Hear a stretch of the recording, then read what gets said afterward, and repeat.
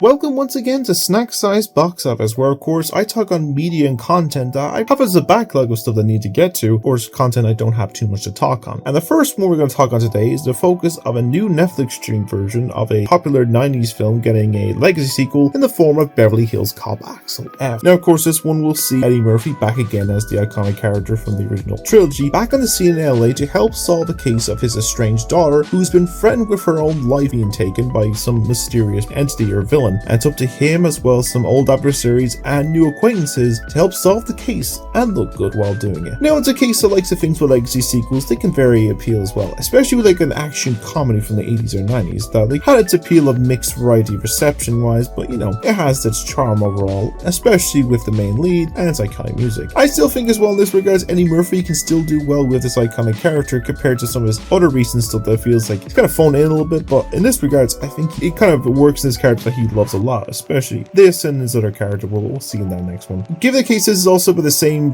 writer as the recent Bad Boys films, I think in case it works well and kind of like reviving and updating this new story wise, and you know, it works overall. Same could be the case with some of the new characters and old acquaintances as well. The old acquaintances is appealing to see and like all back in the day, and like, you know, the kind of cameos or appearance and help here and there. I suppose Kate's been the final moment for one of them that tragically passed away I think before or after this film came out, so rest in peace to him. As well in case the new ones, like his daughter can feel a bit estranged in that aspect, and like it feels a bit light on the background and stuff like that, but you know, they do a decent performance overall. But I will say Joseph Gordon-Levitt's new character also works a lot more in this aspect of things, like, you know, as a new addition he does his job well and stuff. Action wise in this aspect I think like it can work and be sort of, it's not over the top, it works well enough, and I feel like an appealed aspect, which is a critique I would say as well, that like I feel like you could add a bit more to it. It feels a little light in action, but I think solid wise it's decent enough. And in the case as well I mentioned the instance like the villain's a bit hit or miss kind of thing, just like there's not really much of a presence, and in the case of the background with the characters like with the between Axel and his daughter could have used more, but it's